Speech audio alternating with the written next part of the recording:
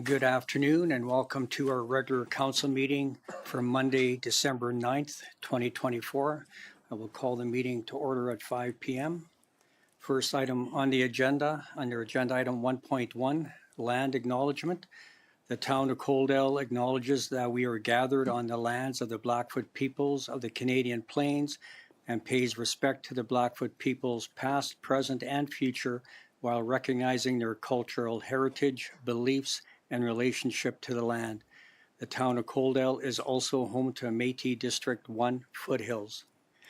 Agenda item 1.2, Conflict of Interest Declaration, Pecuniary and Non-pecuniary. Are there any in the room this afternoon? None declared, thank you. Agenda item 2.1, Acceptance of the regular council meeting agenda for December 9th, 2024. Are there any additions or deletions to the agenda? Seeing none, could I get someone to motion that council adopt regular council meeting agenda for December 9th, 2024 as presented? Councillor Beekman makes that. Any further discussion? Seeing none, I'll call the question. All those in favor? Carried unanimously. On to adoption of the minutes. Agenda item 3.1. Adoption of the special council meeting minutes from October 30th, 2024. Were there any errors or omissions in those minutes? Seeing none, could I get someone to make a motion that council adopt the special council meeting minutes from October 30th, 2024 as presented? Councillor Pickering makes that motion. Any further discussion? Seeing none, I'll call the question. All those in favor? Carried unanimously. Thank you. Moving on to agenda item 3.2, the adoption of the regular council meeting minutes from November 18th, 2024. Were there any errors or omissions in those minutes? Seeing none, could I get someone to make a motion that council adopt the regular council meeting minutes from November 18th, 2024 as presented? Councillor Reese makes that motion. Any further discussion? Seeing none, I'll call the question. All those in favor? Carried unanimously. Thank you. And moving on to the special council meeting minutes from November 20th, 2024. Were there any errors or omissions in those minutes? Seeing none, could I get someone to make a motion that council adopt the special council meeting minutes from November 20th, 2024 as presented? Deputy Mayor Chapman. Any further discussion? Seeing none, I'll call the question. All those in favor? Carried unanimously. Thank you. And the last one, the Committee of the Whole meeting minutes from December 2nd, 2024. Were there any errors or omissions in those minutes? Seeing none, could I get someone to make a motion that council adopt the Committee of the Whole meeting minutes from December 2nd, 2024 as presented? Councillor Saylor makes that motion. Any further discussion? Seeing none, I'll call the question. All those in favor? Carried unanimously. Thank you. Gentlemen, you arrived just in time. Coming up on agenda item 4.1, we have delegation by appointment regarding physician recruitment advocacy, and we have the Mayor of the City of Lethbridge, Blaine Hyggen, and Gerald Gauthier, the Government Relations Manager for the City of Lethbridge. Welcome, gentlemen. If you want to take a seat up at the presentation table.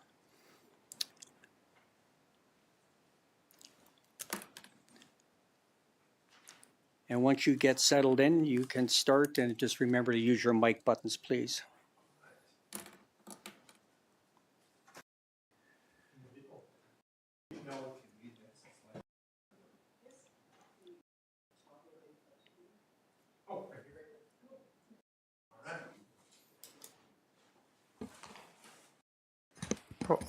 Thank you, Worship, members of council. I was sitting out there and you're calling. I started to put my hand up. I'm going, boy, this is big. So it's a pleasure to be here, and I want to thank you for giving us this opportunity to present on something that we found to be a need in all of Southern Alberta, not just within our community. As mentioned, Mr. Gauthier is government relations with the city. And of course, here to talk a little bit about the need of physician recruitment and the advocacy in our region, and how I think we can work together as Southern Alberta, as communities together. So our presentation you see here is Lethbridge's recently updated advocacy plan. Recent developments that have had a positive impact on the physician recruitment within our communities. The current challenge, of course, that we're facing, along with many other communities, not just in the province, but as well as across the country, and why this issue is important to Coaldale, as well as what we are requesting today. So starting going back to in 2024 in July, our council updated our physician recruitment advocacy plan to focus on physicians in specialty areas. Because our recent pending of departures of a few key specialists, we thought that that's another focus. We had started a few years back on family doctors, and not that. I want to make sure that as we go to do these different tours and these different presentations, that is not put on the back burner, that is still always there. So it's an in addition to, not in replacement of. So just want to make sure that is clear, that this is also with the key specialty areas that we're looking at. So as there are a number of specialty areas, as we know, in Lethbridge that require recruitment, it's important that, of course, we address this challenge by encouraging and supporting provincial efforts so it doesn't become a crisis. And I think that many of us are on that pathway, and although we don't want to be on that pathway, it's something that we're all facing in that particular challenge. So we recognize that when Lethbridge Hospital gets a specialty doctor, of course, the whole region gets a specialty doctor, and of course, that is why we are here today. We believe that physician recruitment in our region will be more effective with that collaborative effort. Previous partnerships and collaboration contributed to the establishment, of course, of the Rural Medical Education Program Facility at the University of Lethbridge. We want to thank your council for that work, because that was a big part of advocating on behalf of Southern Alberta for that program. So we're quite excited that that's going to be coming on here next year. And with recent progress, this is the progress being made. Lethbridge saw a net increase of 22 physicians, so from 291 to 313 between September 23 and September 24. So we're gaining doctors, but as we all know, we can always have more. It doesn't matter how many you have, additional doctors are always welcome and, of course, needed. But I've always said, one is better than none and two is better than one, and we'll try to do all that work, all we possibly can, to recruit as many as we can for Southern Alberta. The last few months has brought to light that we need to increase, of course, in specialty areas. We have had some challenges with child, and you'll see on the slide, the next one here, on anesthesiology, cardiology, diagnostic imaging, pain management, of course, OBGYNs and geriatrics. So many of the key areas that are specialty is what we are finding that are lacking within our community. Of course, some of these recent departures is contributing to that shortage. So these are the 9 areas that we have seen, not excluding others. They're all the challenges amongst all of them, but these are some of the specialty areas, some but not all included, that we're working our advocacy efforts with. So I guess, why is this important for Coaldale? I know HS stats show that more than 30% of Coaldale's residents visit the Chinook Regional Hospital every year. So failure to address this challenge could lead to a critical situation where, of course, the residents of Coaldale would be unable to receive the specialty care that they literally deserve, and that they may require. So our request is that we would get the support our initiative by signing a draft letter and we'd sent back in October. I'm sure you've all had the opportunity to have a peek at that, because I think collectively our communities represent over 150,000 residents in our region. And by working together, of course, our region will have a stronger voice and will allow us to better address the common challenges that we all face. So with that, I want to thank Your Worship and members of council for listening to our presentation and considering this request. And we're definitely open to any questions if you may have. Thank you. I'll open it up to members of council. Any questions, comments for our presenters? Deputy Mayor Chapman. Yeah, thank you very much, Mayor, and through to Mayor Hyggen. I thank you so much for sharing your interest and your request tonight for advocacy. And I'm really, as a support, I believe that this is something we have to do collectively. And from my experience, I know that that seeing enthusiasm for residing in our area of the province is really critical. I think I noticed that a number of physicians throughout really kind of look to others to see what their feedback is on residency or residing, in our area. So I'm just going to use one person, for example, from cardiology, it'd be Dr. Saya Zelke, and we all know what an impact she has been creating in our area, and we're just really glued into her enthusiasm and desire to serve. And of course, now that she's serving on the Board of Governors at the university, just shows that she's really wants to stay in our communities. So I think that any effort we can do to build that type of enthusiasm from other specialty interests as well as general physicians is important. Thank you. Councillor Abrey. Thank you, Mayor Van Rijn, and thank you, Mayor Higgins, for coming out tonight. I completely support our mayor signing this letter. I would also like to ask if the city can reciprocate in our efforts. We're trying to get our emergency opened to alleviate some pressure off of the Lethbridge emergency. We're 15 kilometers away, and I think it would be a huge benefit, not only for the city of Lethbridge, but for Coaldale surrounding area, if you could help us advocate as well with the minister.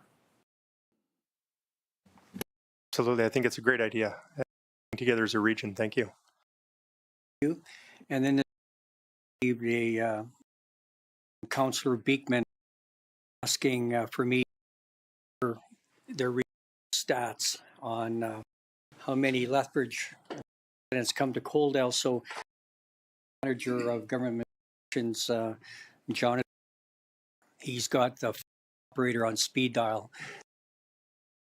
So, some back from that data that we've collected health services back to July 22, we know that roughly half at the Coaldale ambulatory care are from Lethbridge residents.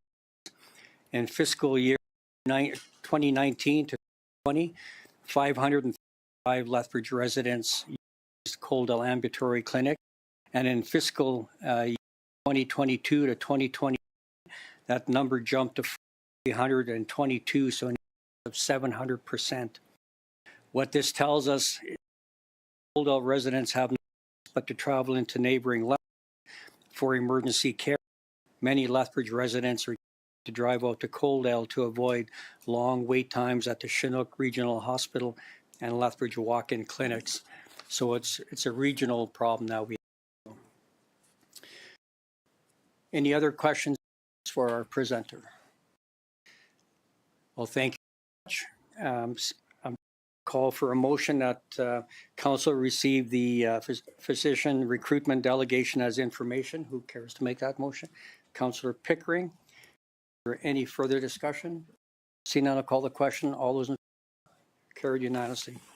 Thank you, gentlemen. If you want to, the mayor's here, I got a little pound pin for you guys to take home.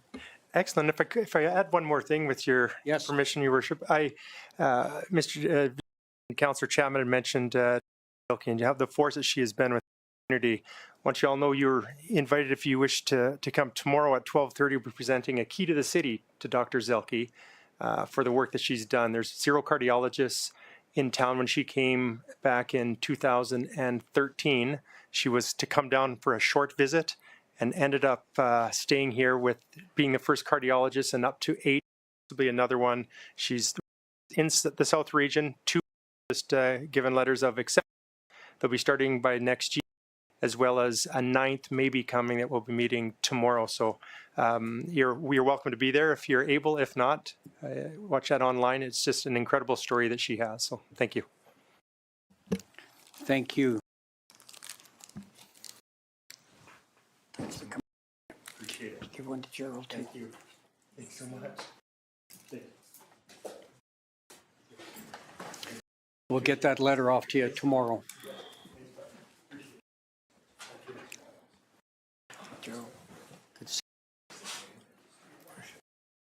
I know.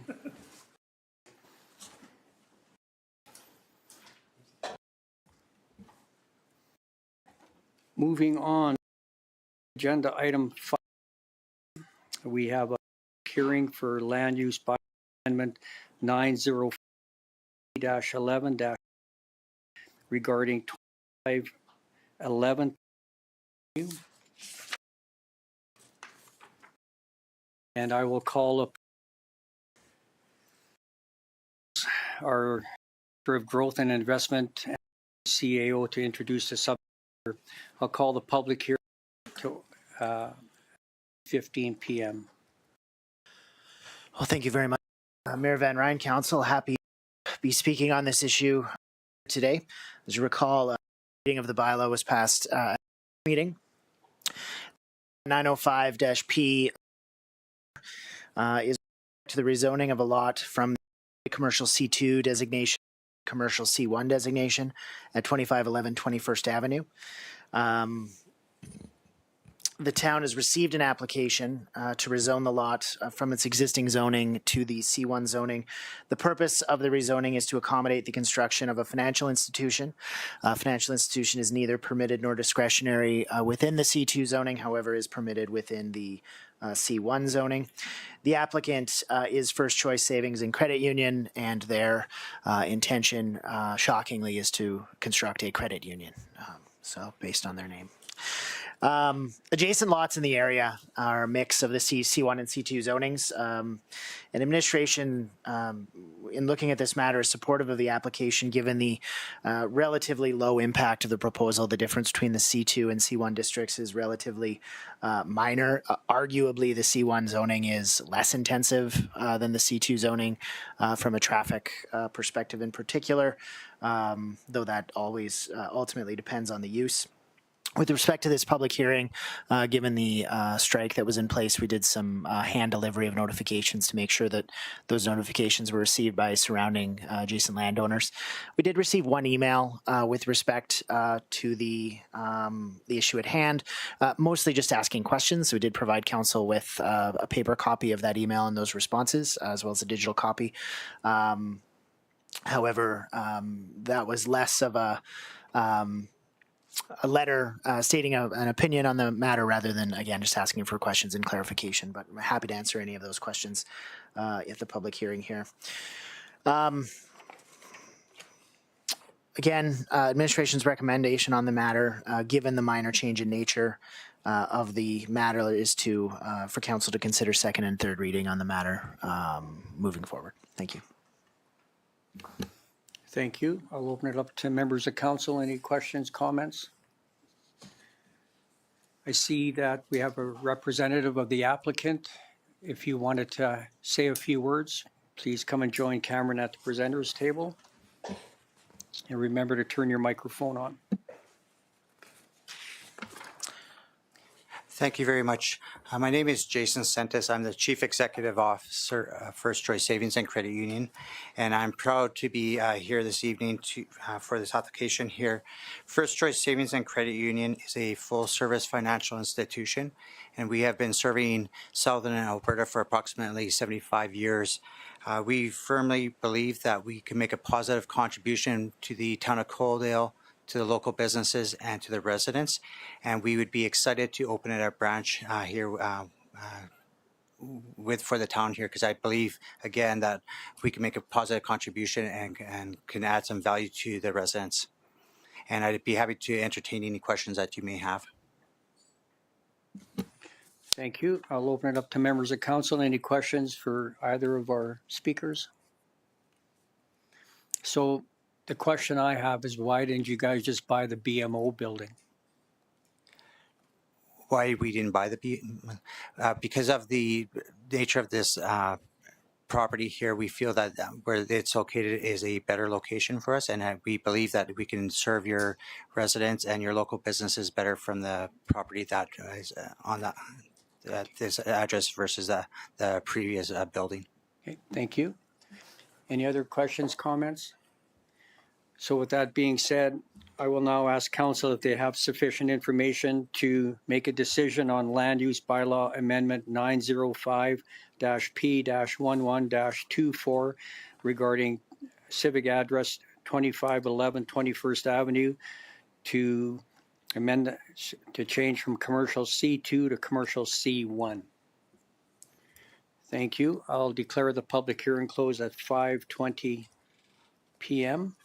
So Jason, this will be coming up a little bit further down the agenda in about 10-15 minutes. You're welcome to stick around, or you can call Cameron tomorrow and he can give you the answer.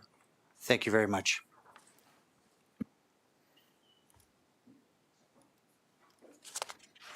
Moving on to agenda item 5.2, we have another public hearing. And the intent of this public hearing is regarding agenda item 5.2, Land Use Bylaw Amendment 906-P-11-24 regarding Malloy Landing, Urban Reserve to Residential Multifamily R2. I'll open up the public hearing at 5:21 p.m. And at this time, I would ask our Director of Growth and Investment and Deputy CAO, Cameron Mills, to introduce the subject matter of this public hearing. Thank you, Mayor Van Rijn. So the Land Use Bylaw Amendment 906-P-11-24 is with respect to the second part of Phase 1 of the Malloy Landing development, which is to say the multifamily portion of that first phase of development to the new neighborhood springing up around the new high school and rec center. So the applicant is Shift REI. Chet from Shift is here to speak to the matter this evening. The application is to rezone the lands located along 16th Avenue, which is going to be constructed west of the high school to connect to 30th Street, and to rezone those lands from the existing UR to the R2 zoning to allow for a variety of forms of multifamily development within the previously approved area structure plan and Northwest outline plan. With respect to that, the proposed zoning aligns generally with the area structure plan, with some adjustments, shifting some single-family lots into Phase 2 based on the updated road network shown in the outline plan. Overall density within the area structure plan with the shift remains fundamentally the same. With that, and also, again, council's requested, with respect to the public hearing, again, advertised online as well as circulated to adjacent landowners. I did not receive any correspondence on this matter, and happy to answer any council questions on the matter as they arise. Thank you, Cameron. I'll open up to members of council. Any questions for our presenter, Councillor Reese? Thank you, Mayor. Through to Cameron. I just got a quick question for you. So you said it was west of the school? That's correct. So currently 16th Avenue sort of ends in a nub, and then you can head south along, I believe it's 26th Street. So this is the extension of 16th Avenue further to 30th Street, and that'll be the secondary connection point for the neighborhood. Yeah, you bet.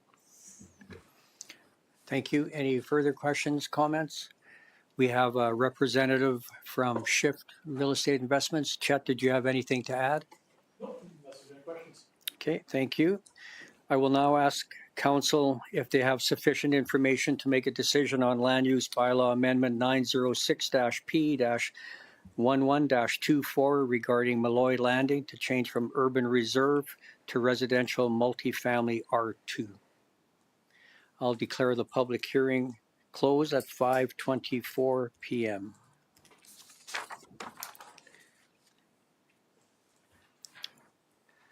Moving on to business arising from the minutes. We have our Chief Financial Officer and Deputy CAO, Kyle Beauchamp. He will be presenting on the 2025 capital budget. Kyle, whenever you're ready, the floor is yours.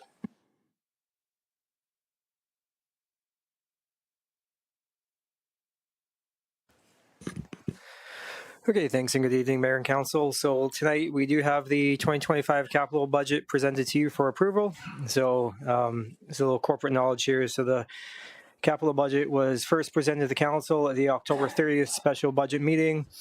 subsequent discussions at the December 2nd Committee of the Whole meeting. So the information in this capital plan is consistent with our previous budget deliberations with council.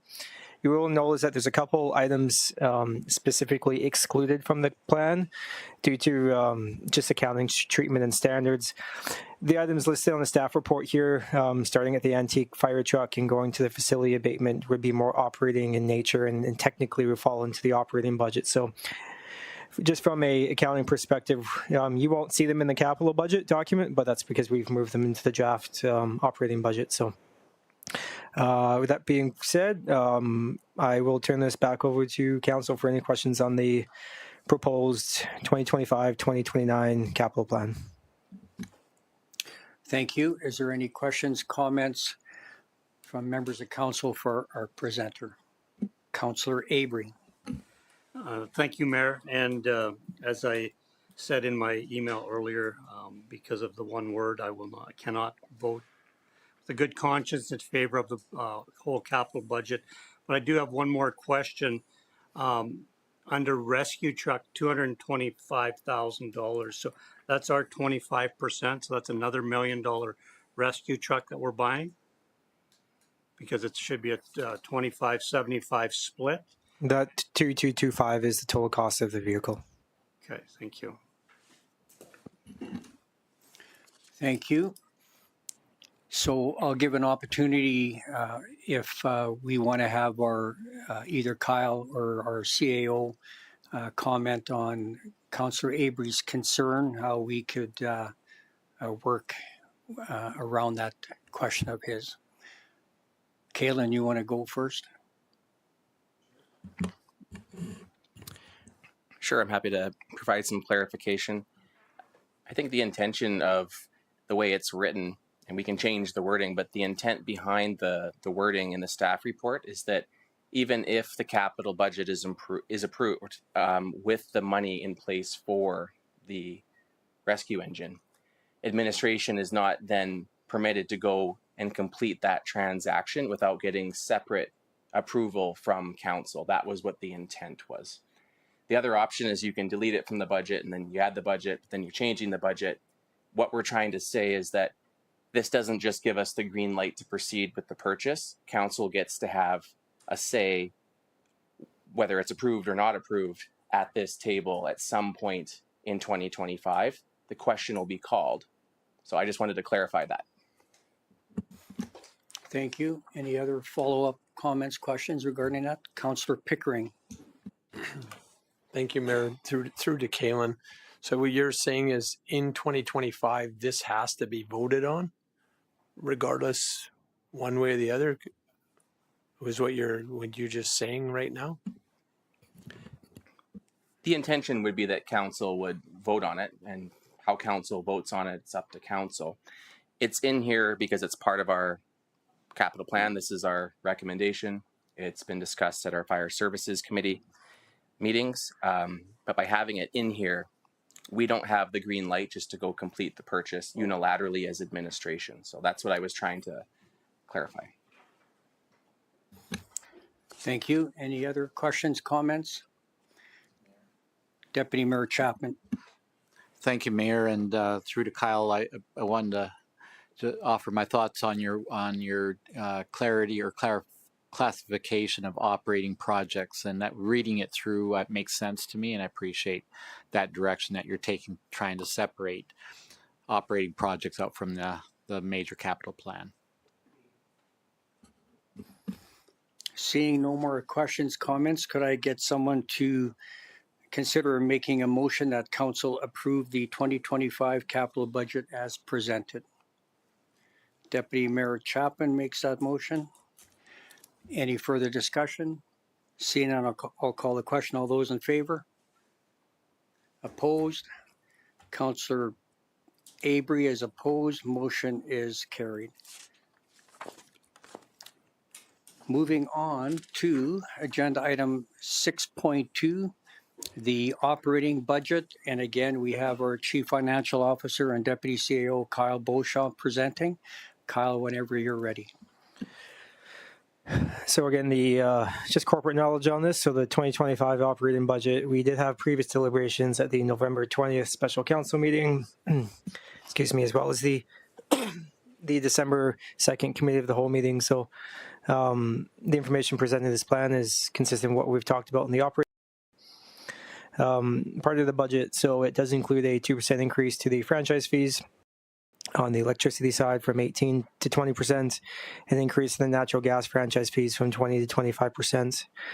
This increase is largely required to offset the portion of $400,000 in net revenue that the town will lose from provincial changes in the Fuller Radar guidelines. So the average impact on this for the residents, depending on your usage of the franchise fees, is between $5 and $8 a month.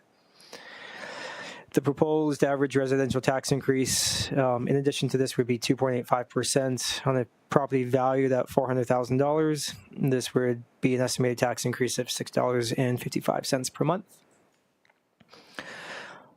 On the non-residential side, what we're doing is estimating the municipal tax rate and increasing that from 9.69 to 10 for every $1,000 of assessed property value.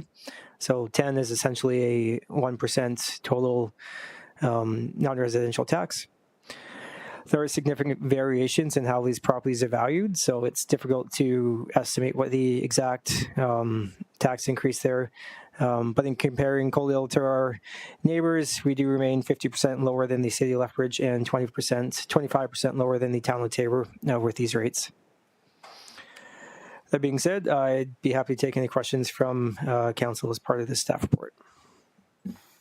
Thank you. And could you just, for our viewers at home, speak a little bit to what we're going to be waiting for from the province before we can set the final tax rate? So the exact final tax rate will be presented to council in May.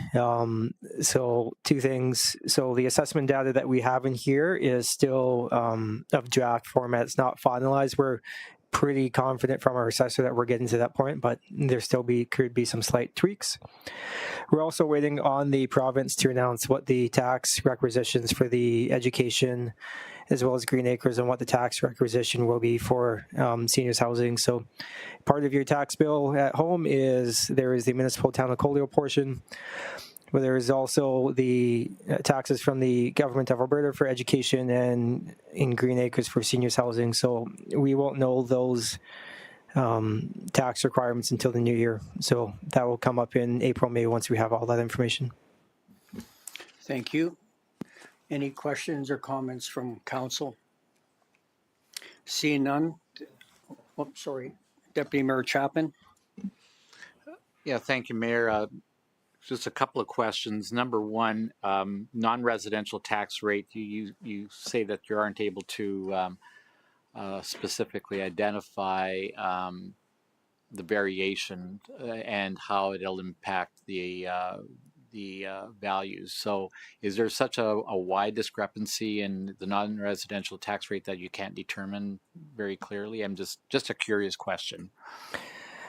It's just when you look at sample size and what we have. So for the town, there's 3,000 plus homes, right? So you have a broad sample size to determine the average impact per month. And in the town of Coalhill, when you're looking at non-residential, you may have a building assessed at $15 million, or you may have a commercial building assessed at $200,000, right? So the average per dollar monthly change can vary significantly based on the how the building is valued.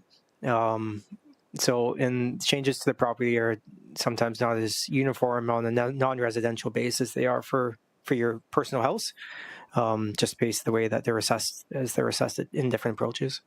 Okay, fair enough. Thank you. My second question to Kyle is the recommendation you're making is that we approve the operating budget and not an interim budget. Yeah, so council does have a couple options available. So if you feel like you have sufficient information today to approve the operating budget, the recommendation is to approve the budget, which according to MGA, you have to have something approved by January 1st. So if there's information here that council isn't quite comfortable back for and would like to, council would like to deliberate further on the budget, then my recommendation would be to do an interim budget. But based on the feedback I received from our last two discussions, I feel like we've crossed all the bridges. Thank you, Mayor. Thank you. Thank you. Seeing no further questions, would someone care to entertain the motion that council approve the 2025 operating budget as presented? Also, that council approve an increase to the electrical franchise fee for Fortis from 18 to 20% effective April 1st, 2025. And the third part of that motion, that council approve an increase to the natural gas franchise fee from ATCO from 20 to 25% effective April 1st, 2025. Does anybody care to make that motion? Deputy Mayor Chapman. Any further discussion? Seeing none, I'll call the question. All those in favor? Opposed? Councillor Abrey is opposed. Motion is carried. Moving on to agenda item 7.1 under bylaws and policies. We have the fees and rates bylaw 907-C-12-24 regarding all three readings. And again, we have our Chief Financial Officer and Deputy CAO, Kyle Beauchamp, presenting. Kyle, whenever you're ready. The fees and rates bylaw that you have presented in front of you is essentially a document encompassing the different fees that we charge for services throughout the town of Coalville, with the exception of utilities. So this is a bylaw that we do look to update annually. A little background on the process of how we do this. So we did meet with all the different departments throughout the town, and we review the existing bylaw, and we look for changes based on where the market is, where we may be able to change rates to better align with our competitors, better align with supply and demand, and also better align to some of the actual work it takes to do these projects that we have in the bylaw. So there may be rate adjustments there. So the changes from these rates, there is additional revenue generated from these that are ultimately reflected into the operating budget. So there was quite a number of changes this year. So kind of for ease, what we've done is the first version of the bylaw that you see attached does have the 2024 rates with the proposed 2025 rates in yellow and red. And then we did have a subsequent cleaner version for you that highlights the 2025 rates as proposed with anything changed in yellow. So I'd be happy to take any questions from council on any of these items. Thank you. Any questions, comments for our presenter? Deputy Mayor Chapman. Thank you, Mayor. Page, I guess it's 65, talking about golf cart regulation fees. Is that a new item, or is that something we've had before? Yeah, this is kind of the chicken and the egg comment. So this is something that, with the proposed pilot project legislation coming in the bylaw coming in January, it was wait till the bylaw came out and then amend the fees and rates and put them back in after. We were a little preemptive here just to skip having to bring this back to council in 3 weeks and have it amended again. So we are proposing the rates that would be proposed as part of the draft bylaw when that does come to council. So if there are any concerns over that, one option would be to remove it, but we would have to bring this back to council for amendment to put those back in should that bylaw be approved. Thank you. And just further to that, there will be a licensing fee you're proposing for each golf cart that's going to be utilized on the street, I guess, put it that way. Yeah, and talking to our manager of community policing, he did tell me that the licensing fee or permit was something that the draft legislation was suggesting or requiring. Fair enough. Thank you. Thank you. Any further questions, comments? Seeing none, could I get someone to entertain making a motion that council approve first reading of utility rate bylaw 908-C-12-24 as presented? Councillors.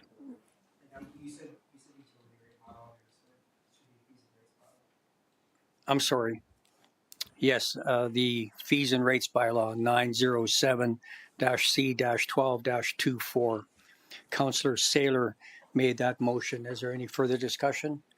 Seeing none, I'll call the question. All those in favor? Thank you. And second reading, who cares to sponsor that one? Councillor Pickering. Any further discussion? Seeing none, I'll call the question. All those in favor? Carried unanimously. And looking for someone to sponsor that, council move to provide unanimous consent to hold all three readings in one meeting for fees and rates bylaw 907-C-12-24. Deputy Mayor Chapman. Any further discussion? Seeing none, I'll call the question. All those in favor? Carried unanimously. And then finally, that council approve third and final reading of the fees and rates bylaw 907-C-12-24. Councillor Reese makes that motion. Any further discussion? Seeing none, I'll call the question. All those in favor? Carried unanimously. Thank you. Moving on to agenda item 7.2, the utility rate bylaw 908-C-12-24. Regarding all three readings, we have Kyle Beauchamp, our Chief Financial Officer, and Deputy CAO presenting once again. Thanks, Ian. So the changes that we are largely proposing as part of this bylaw, again, are highlighted in yellow, and they largely relate to the solid waste service rates. So changes slightly in the cost per pickup, not the total cost per pickup on the residential side, but on the split of the additional charges there. Along within the commercial side, so we have had some changes as to the schedule of pickups and how those are being structured for our commercial customers. So what we've done here is try to streamline this a bit and just per day charge per bin for the commercial pickups, so that the commercial businesses that are requesting a pickup rather than a lump sum one. It does provide businesses a little more flexibility to kind of a la carte style on which pickups they need, as some need waste and some need all waste recycling and compost, and some don't. So it provides a little more flexibility there. And then further moving down the bylaw onto page 93, you'll see changes, approximately a 3% increase to the cost for water meters to be installed for the residential and commercial properties. The cost for the water meters and the MXUs haven't changed over the past couple of years. This increase is just to keep up with the inflationary pressures on the cost for the parts and the equipment. Other than that, administration isn't proposing any further changes from the bylaw. Be happy to answer any questions on this. Thank you. Any questions, comments from members of council for our presenter? See none, could I get someone to entertain making a motion that council approve first reading of utility bylaw 908-C-12-24 as presented? Councillor Saylor makes that motion. Any further discussion? Seeing none, I'll call the question. All those in favor? Carried unanimously. And moving on, I'm sorry. Councillor Reese votes against. Motion is carried. And then move on to that council move to provide unanimous consent to hold all three readings in one meeting for utility rate bylaw 908-C-12-24. Councillor, second reading, sorry.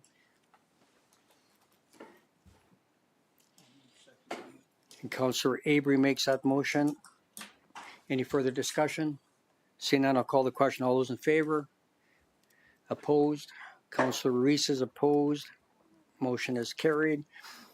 And now that council moved to provide unanimous consent to hold all three readings in one meeting of utility rate bylaw 908-C-12-24. Councillor Beekman makes that motion. Any further discussion? Seeing none, I'll call the question. All those in favor? Opposed? Councillor Reese is opposed. Motion is carried. And finally, that council approve third and final reading of utility rate bylaw 908-C. I'm sorry? We did, that was unanimous. Oh, I'm sorry. Okay, so I'll start that over. That council move to provide unanimous consent to hold all three readings in one meeting for utility rate bylaw 908-C-12-24. Councillor Pickering makes that motion. I'll call the question. All those in favor? Opposed? Councillor Reese is opposed. And then now moving on to, that's it? Oh, yes, we need unanimous. I'm sorry. My apologies.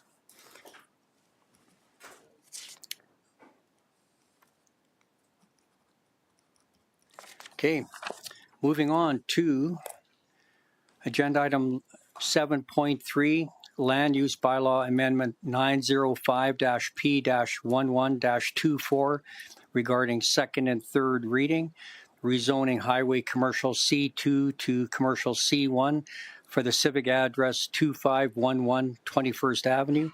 And again, we have our Director of Growth and Investment and Deputy CEO Cameron Mills presenting. Cam, do you have anything further to say than what we talked about at the public hearing? I do not. Is there any further questions or comments for our presenter regarding this? Seeing none, could I get someone to make a motion that council approve second reading of Land Use Bylaw Amendment 905-P-11-24? Councillor Beekman makes that motion. Any further discussion? Seeing none, I'll call the question. All those in favor? Carried unanimously. Thank you. And finally, that needs someone to make a motion that council approve third and final reading of the Land Use Bylaw Amendment 905-P-11-24. Councillor Pickering makes that motion. Any further discussion? Seeing none, I'll call the question. All those in favor? Carried unanimously. Thank you. Moving on to agenda item 7.4, Land Use Bylaw Amendment 906-P-11-24 regarding second and third readings, regarding rezoning urban reserve to multifamily residential in Malloy Landing. Cameron, do you have anything more to add to that one? I do not. Thank you. With that being said, could I get someone to entertain making a motion that council approves second reading of Land Use Bylaw Amendment 906-P-11-24? Councillor Abrey makes that motion. Any further discussion? Seeing none, I'll call the question. All those in favor? Carried unanimously. And moving on to third and final reading of Land Use Bylaw Amendment 906-P-11-24. Anybody care to make that motion? Deputy Mayor Chapman. Discussion. Seeing none, I'll call the question. All those in favor? Carried unanimously. Thank you. Now moving on to new business. I'm sorry, under departmental reports, agenda item 9.1, we have the financial update for quarter 3 up to September 30th, 2024. And again, we have our Chief Financial Officer and Deputy CEO, Kyle Beauchamp, presenting. Kyle, whenever you're ready. Thanks again. So in the staff report, we do have what is essentially the town's income statement for the year up till September 30th. So on page, what is that? 151 Lana. So again, the number blue are where our financial figures are at September, our budget for the year. So remaining budget percentage basis, as well as commentary there to where we believe we're going to be. At the end of the year, excluding some of the special, unique transactions, like grant revenue, whatnot. Operationally, we do project to be fairly close to our bottom line.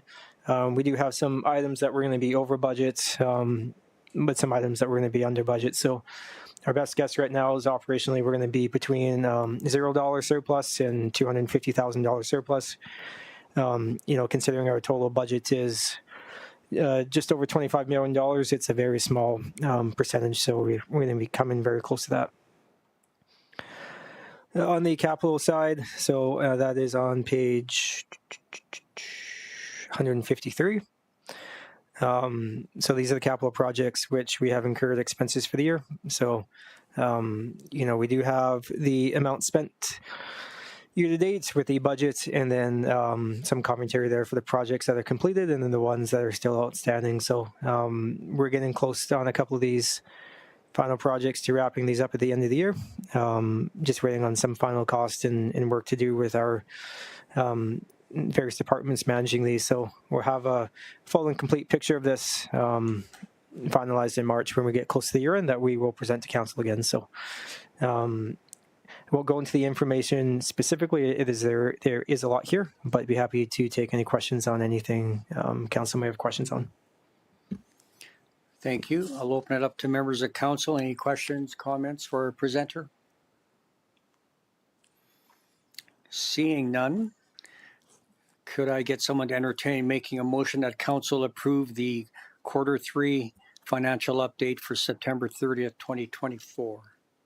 Councillor Reese makes that motion. Any further discussion? Seeing none, I'll call the question. All those in favor? Carried unanimously. Thank you.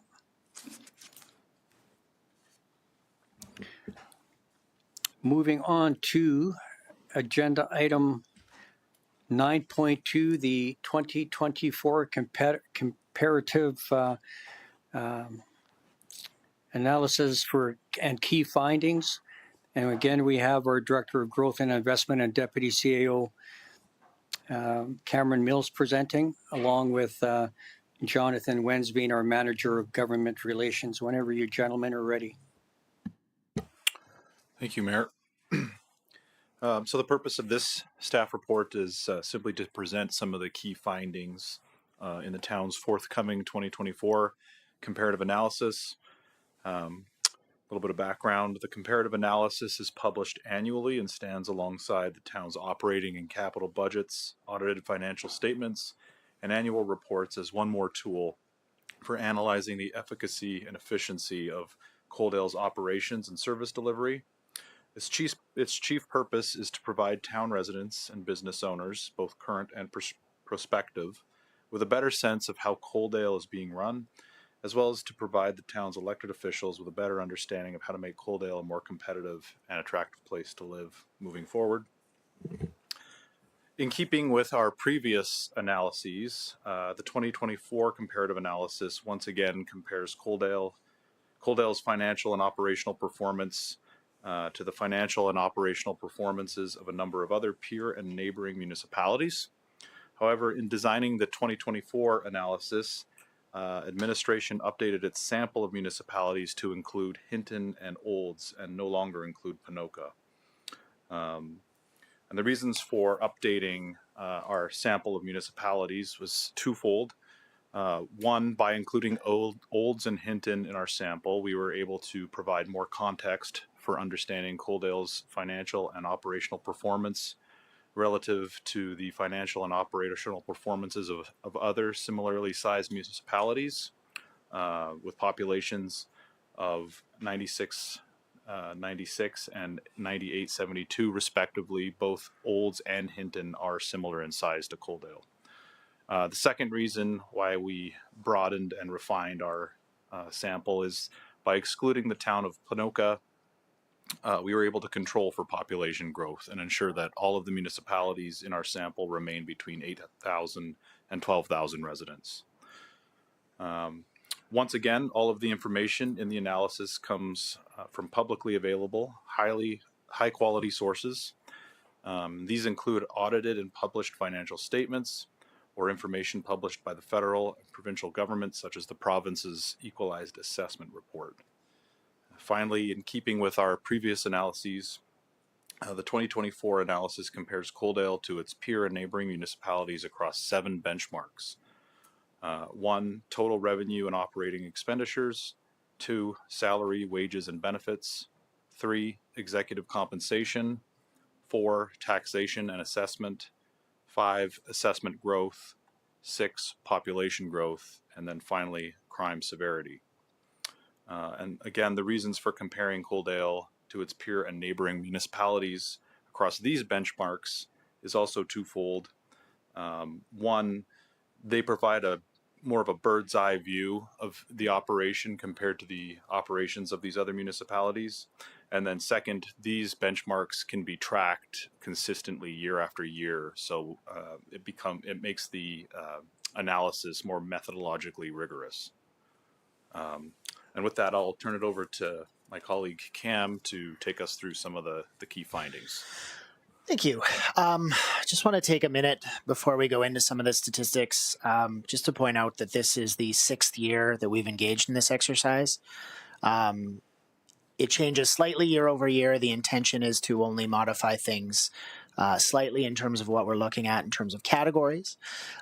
Specifically for, as John mentioned, we want to make sure that if things get worse for the town in one of these categories, that we're not seen to be overlooking or changing and moving away from reporting on that. Right? We want to be transparent. The purpose of this exercise is to look at the key things that we find come up the most in conversation with our residents and our business owners in terms of how we're operating. And so that's fundamentally where most of these categories come from. I also want to point out that in my experience in talking to residents of the community, providing this information, especially to folks who maybe don't have a financial background, you can present, audited financial statements, which obviously have a very important place in terms of providing messaging and information to members of the community. But this provides a sense of context with respect to where we're spending our money that, people who don't work in the field may not have that context otherwise. And so we think it's fairly important. And I want to point out that Coaldale remains, this is year 6 of our report, Coaldale remains the only community in Alberta that engages in this exercise. This is not mandatory, but I think that we recognize it as being very important. I think it provides an immense amount of transparency to the people of Coaldale. I think it's a wonderful thing that we do, and I'm always very, very proud to present this report, not only because I'm proud of what we're doing and the work we're doing, but also the fact that we're doing this report. I think it's very important work. So appreciate the opportunity to do so. I'm going to go through the information fairly quickly. We'll be presenting the report itself likely in Q1 of next year once the report itself is written. But I just want to provide some of the highlights from the analysis this year, and then if council wants to delve deeper into any of the items, John and I are happy to do so. So looking at benchmark 1 in terms of total revenues and operational expenditures, we look at that from 2 perspectives. The per capita operational expenditures. So this means all of our operating expenditures within the municipal not within the municipal budget, but rather the true expenditures coming out of the audited financial statement relative to the population. What we found is that Coaldale spends $1,891 per capita on its operating budget. Within the sample size, the average is $2,641. Average is skewed, I would suggest, a little bit because Lethbridge is playing sort of in a different arena than we are as a city.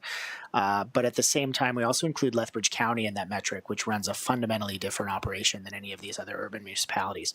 So if you look at the other small urban municipalities that we compare to, which is to say Blackfalds, Innisfail, Drumheller, Olds, Hinton, Tabor, and Edson, the least any community spends in terms of an operating budget per capita within that group is $2,029, and that's the community of Blackfalds. So we are $150 per capita lower than the next lowest municipality, and hundreds of dollars lower than the average. So we're definitely, I think, generally speaking, trying to run the municipality as a relatively, reasonably low tax and low operating expense. We're trying to keep, an eye on the budget and run things in a relatively fiscally conservative fashion. And I think that this tells us that we're continuing to do that relative to our peers.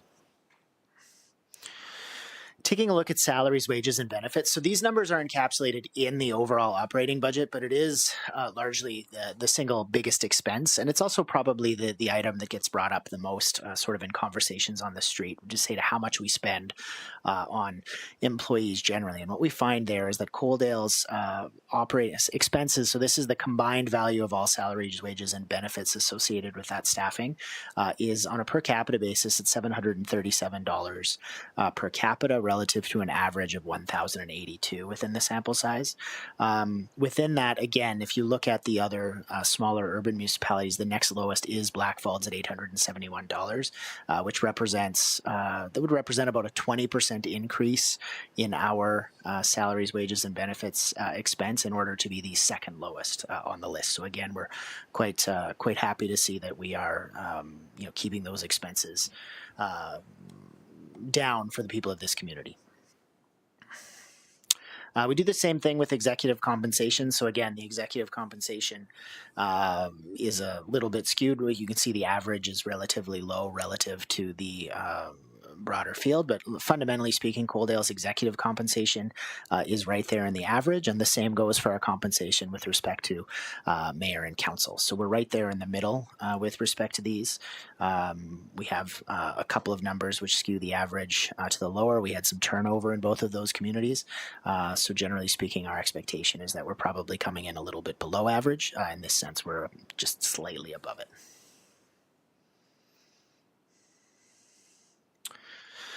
So this represents changes in mill rates over a period from 2021 to 2024. And what we can see is that Coaldale had a 12.9% decrease in its residential mill rate over that period.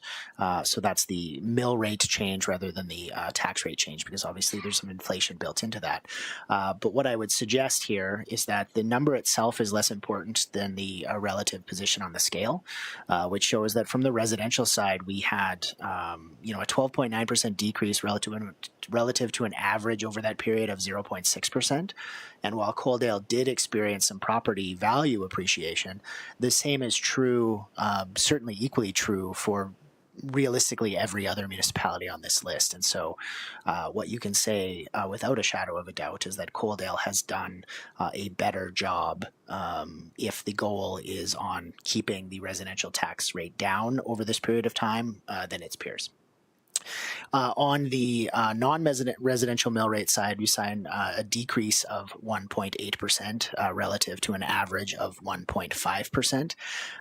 The difference here, Coaldale being the third lowest in this case, the difference here being that Coaldale is starting from a position of being quite low, and so a change in a low rate relative to a change in a high rate is difficult to achieve.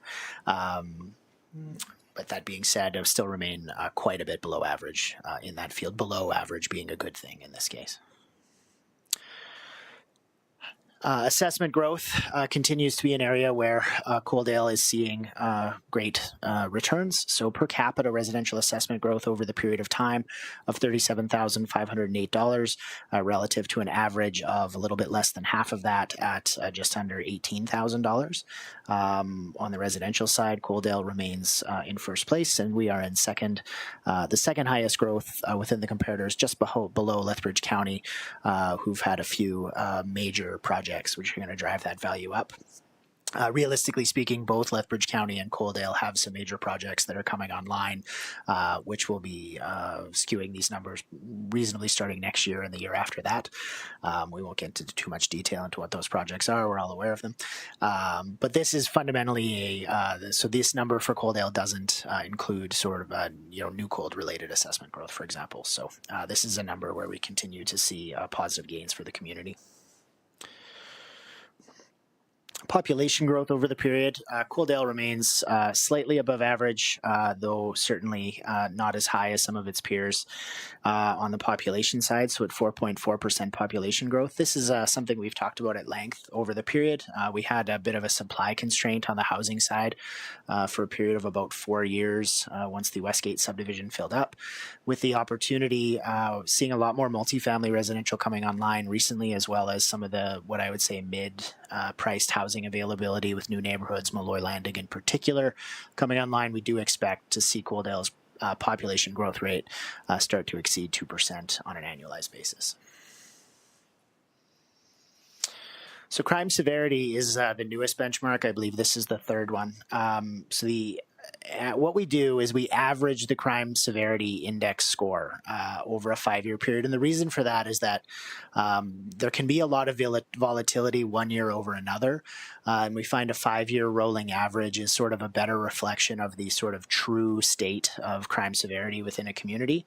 And what we show here is that Coaldale, with a crime severity index of 56.7 and a violent crime severity index of 46.2, is the lowest crime community relative to its peers in the area. So again, crime severity index of 100 is what the national average is.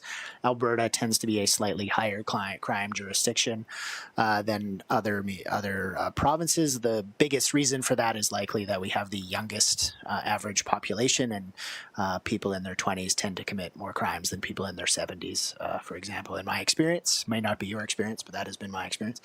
So that is largely why the Alberta average is at 107. So Coaldale at 56.7 can take a lot of pride in being a community that is, obviously not free of crime, but certainly can call itself a very low crime community. And then we just thought we'd show a picture. So this is all communities in Western Canada that are between 8,000 and 11,000 in population. And what you can see is that there are 3 communities, Martinsville, Qualicum Beach, and Kimberley, which have a lower crime severity index than Coaldale over that period. Everyone else is higher, somewhere between higher and quite a bit higher. So we continue to be at 56.7, substantially lower than our peers. And with that, John and I are happy to answer your questions. Thank you. I'll open it up to members of council. Any questions, comments? Deputy Mayor Chapman. Thank you very much, Mayor, and thank you, John and Cam, for this very purposeful presentation. One of the questions the question I have with regards to benchmark number 2, talking about salaries, wages, and benefits. So I think that what pushes Tabor and Lethbridge over the way higher than us is simply the fact that they also have a police department, each of them, which obviously can probably stagger those numbers quite considerably. So my question to you on that would be, with our policing, we do not include our RCMP in those numbers. Would I be correct with that? That is correct. And so our policing is in our contracted services line item, whereas it is in salaries and wages correct for those 2 communities. With that in mind, I believe this is true for this year. It has been every previous year that I've looked at. Our contracted services line has always been lower than Tabor's on a total spend. And that is in spite of the fact that we pay for all of our policing and contracted services, and they pay for none of theirs. So, Thank you. Any further questions, comments? I echo Deputy Mayor Chapman comments. Thank you for all the work you put into this. It's kind of an eye-opener. With that being said, could I get someone to make a motion that council receive the key findings in the town's forthcoming 2024 comparative analysis as information? Councillor Saylor makes that motion. Any further discussion? Seeing none, I'll call the question. All those in favor? Carried unanimously. Thank you. Thank you, gentlemen. Moving on to council and committee reports. We have Councillor Jason Abrey giving an update on the Municipal Planning Commission. Thank you, Mayor. And I've just got a quick update this time. So over the last 3 months, there's been quite a few home businesses that we've approved.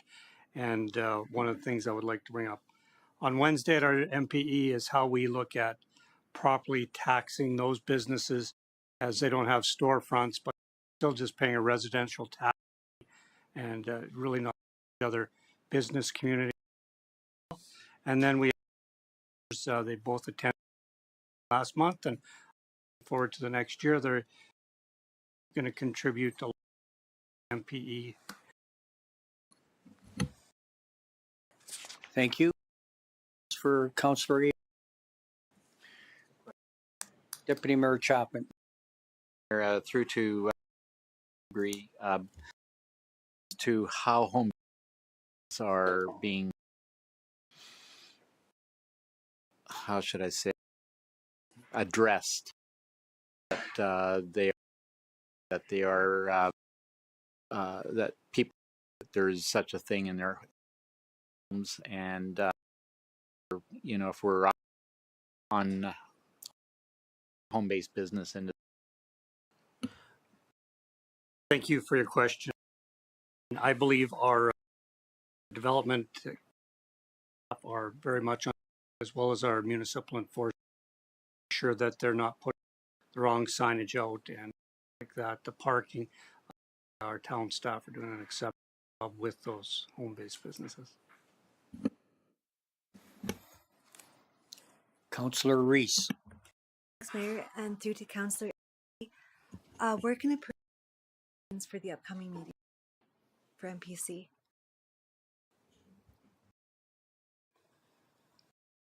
We'll have to get back to you on that question.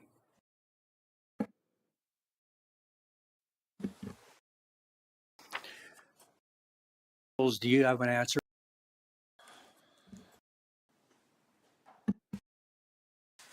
I do. Posted on much council meeting through the same system iCompass, and those the public case. I published it late Friday, so typically for a Wednesday, Friday, or and available. I do have a few folks regular, and when they're not, I get an email usually Monday, but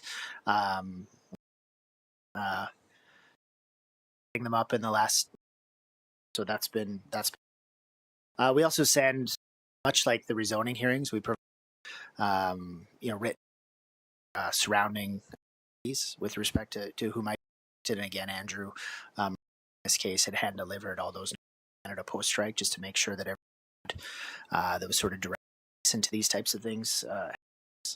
As far as to the question of occupations, remains certainly a good one from a tax perspective.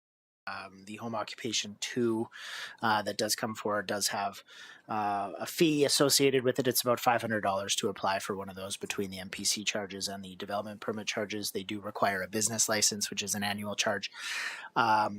One of the key factors for home-based businesses, with respect to all the permits we have issued historically and likely are to continue to issue, is that all home occupation permits tend to have a clause written in them or a condition on the permit that says that the permit can fundamentally be revoked at the discretion of the development officer. The idea being that if they grow beyond a reasonable scope to be run out of a house, we could say it's time to move to a business and issue that rejection. Yeah.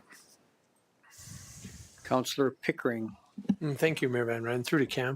Have a total of how many home businesses are operating in Coldwell right now? I don't. Is there a chance we could to see, like, carry on, follow through with this? Yeah, I know think they pay the same for a business license as a commercial business that's downtown. they actually pay more. They pay more?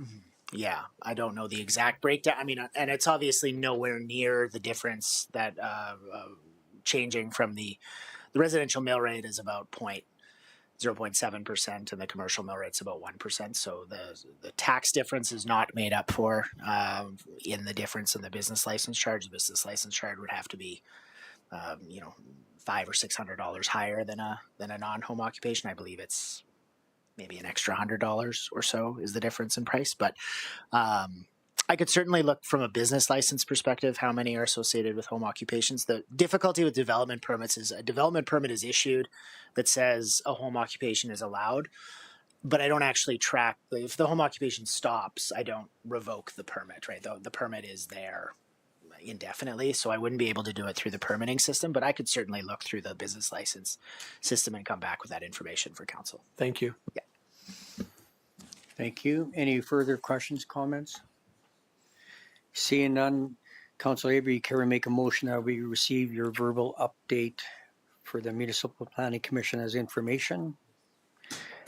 Thank you. Any further discussion? Seeing none, all those in favor?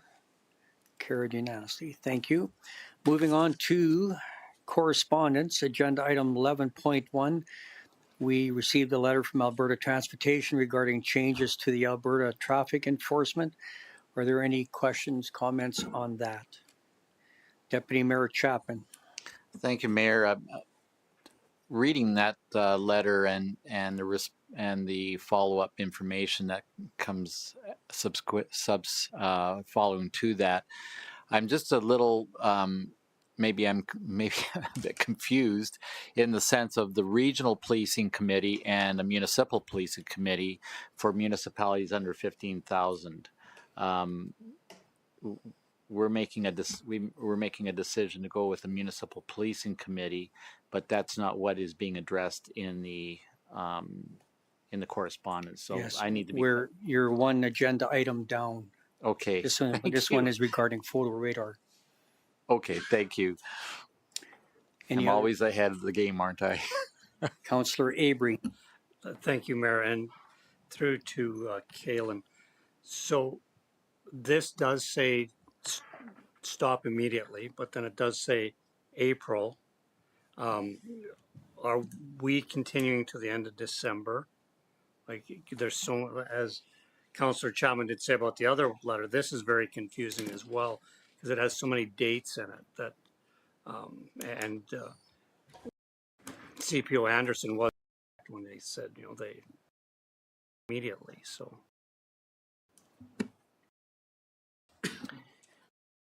You, Councillor Abrey, this experience on a week, and we've had with staffers and sought clarification. Information from news, we're getting official. Had staff attend a seminar put on by generally November 1st was a data. To what extent it was something that is what recently.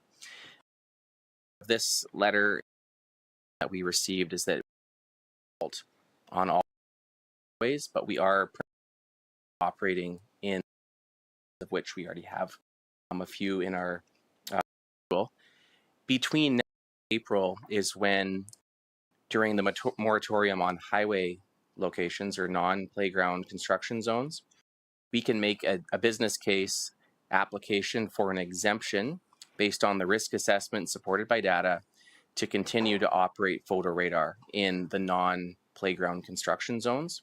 And based on our last committee of the whole meeting, this is something that we're going to take a look at, that we anticipate providing a follow-up discussion to council to advise on whether we feel that there are any good candidates for an exemption to see if a more limited photo radar program would be viable for Coaldale. Thank you. Any further questions, comments? Seeing none, could I get someone to make a motion that council receive the Alberta Transportation correspondence as information? Councillor Reese makes that motion. Any further discussion? Seeing none, I'll call the question. All those in favor? Carried unanimously. Thank you. Now moving on to agenda item 11.2, correspondence regarding public safety and emergency services, regarding the formation of municipal and regional policing committees. Deputy Mayor Chapman, did you want to rephrase your question there, please? Yeah, thanks very much, Mayor. Page 171 talks about communities of population of less than 15,000 would be required to establish a regional policing committee. It doesn't describe any further as to what would be required for municipal. So I just, if we were on the right track or with our request. Our manager of community policing is not here unless Clayton, would you have a comment on that?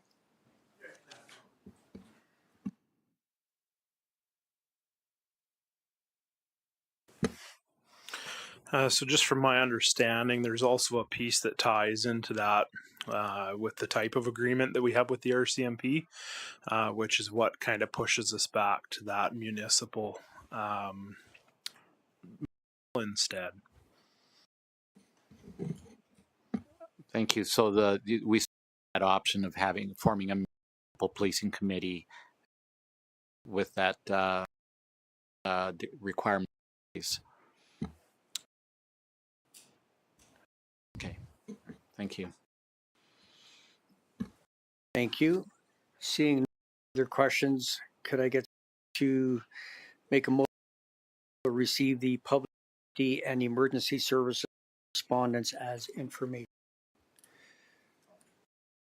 Deputy Mayor Chapman, any further discussion? Seeing none, I'll call the question. All those in favor? Carried unanimously. Thank you. Moving on to information under agenda item 12.1.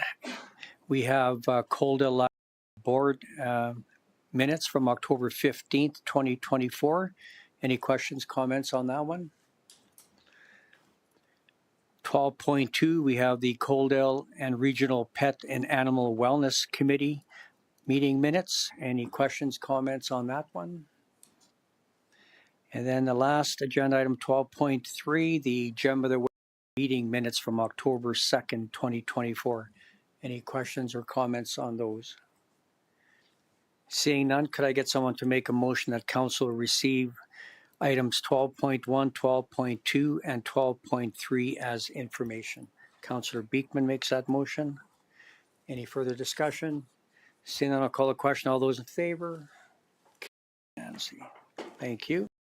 So that concludes the open portion of the meeting. At 6:21 p.m., I will require a motion that council move to go into closed session in accordance with section 197-4-B of the Municipal Government Act to discuss matters exempt from disclosure for items 13.1, subject to section 16, business interests of a third party, and section 25, economic and other interests of a public body. Could I get someone to make that motion, please? Councillor Pickering. Any further discussion?